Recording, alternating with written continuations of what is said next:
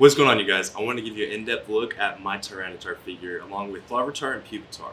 When I was doing this figure, I absolutely wanted a Tyranitar model that looked cool and realistic. There's nothing out there that I liked. I went on eBay everywhere. There's figures of Tyranitar, but they're in the anime style, such as this guy right here. This is one of the Pokemon toys. It's an official release that moves. There's a bunch of them out now, a bunch of different Pokemon that are cool. But when I created this statue, I didn't know what direction to go in, and so I purchased this figure to make him in a pose based off this guy. So as you can see, these two are in the same pose. This is the pose I had when I was sculpting this model. I wanted to make him look and have the same features as the Pokemon anime version of Tyranitar. He's got the pointed face, the large mouth, the spikes, the short arms in the same position, the legs, and the tail. Now, the anime version of Tyranitar has very stocky, short limbs. I hate that. I think Godzilla style is very cool. When I say Godzilla style, I mean a long tail, powerful limbs, and he's going to kick your ass and break a few buildings. Because in the Pokemon lore, just in his Tyranitar form, creates whole new landscapes when he's enraged. Very freaking cool. So when I was creating him, I wanted to look powerful. I gave him huge spikes on his back, like Godzilla, powerful limbs, because he's got to carry that body and he's got to move quick, huge, fat, thick tail, breaking shit everywhere, and powerful arms with a lot of muscle mass. Gave him sharp teeth, and the armor I made sure was thick so that he could take any blow and then keep going. I love it. My Pupitar is something that was a little bit harder to have a concept of. Pupas in the metamorphosis cycle of beetles are the middle stage. They come after the larva stage and they create this. This is nothing but a soup of genetic fluid. It's really cool. I don't even understand how it works. I don't think a lot of scientists do. They've even done experiments on the caterpillars where they've shocked them. They've gone into the pupa stage, and as they came out with butterflies, they use the same stimulant that the caterpillar would get before it was shocked on the butterflies, and the butterflies would flutter frantically. That's awesome. So we don't know how it works. We don't understand anything about it, but we know that inside of this genetic soup is a Tyranitar, or in our real world, a beetle.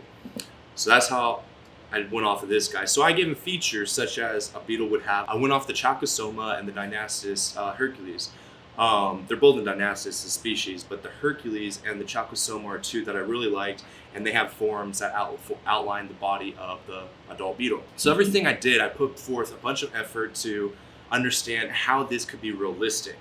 And that didn't stop with Tyranitar or Pupitar. I took it a step further. With Larvitar here, I made him like a grub. Grubs go through many stages. They hatch out of an egg. They go into an L1, an L2, and an L3 stage.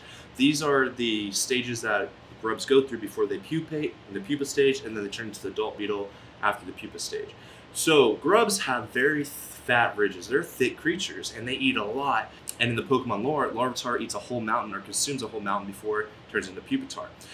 So I gave him these fat ridges and fat, stocky body. He's a chubby little guy. He's a cute little baby. Babies are chubby. I want him to be cute, menacing, but aggressive, because it's Chris Chaotic. This is what I do. I like aggressive, spooky things. So he's got the chubby little build, very cute, and he's holding a little rock. It's like his comfort rock, his little teddy bear. He's not going to eat that rock. That's going to be his little comfort zone. So every piece of these figures have a specific purpose and a meaning. That was super important when I was designing this. I didn't want it to be just random chaos. I wanted to be the evolution line that held true to the Tyranitar evolution line. Now going back to Tyranitar. I use unique colors and scaling on him to make him have this aggressive look like a reptile. I went off many different reptiles to figure out the pattern I wanted, and I wanted something aggressive. So I actually used horned toads. Horned lizards, we have them here in Texas, Mexico, and the coast. And there's one specific horned toad I went off, the Mexican giant horned lizard, which is the Azio phalomirina. I think that's right, phalomirina. I'll put a name in here so you guys can see what it's called and look it up yourself. They are awesome. I had a couple of them. I used to breed them back in the day, and so I wanted him to have a body texture scaling like them. And I ended up coming up with this detailing on Tyranitar.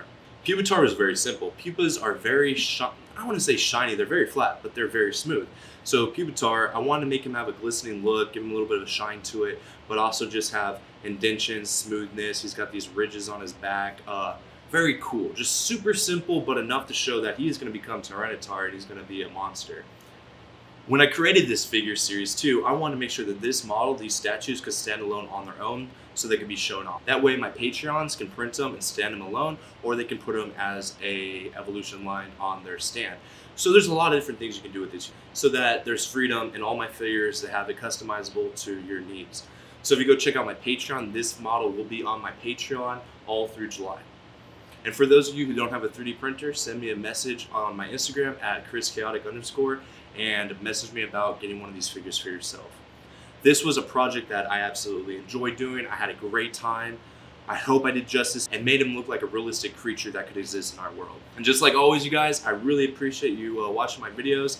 And if you haven't, please hit that like and subscribe. It's just 2 different buttons. It's 2 different buttons. It'll take you 5 seconds, and it really helps me out. And love you, bye.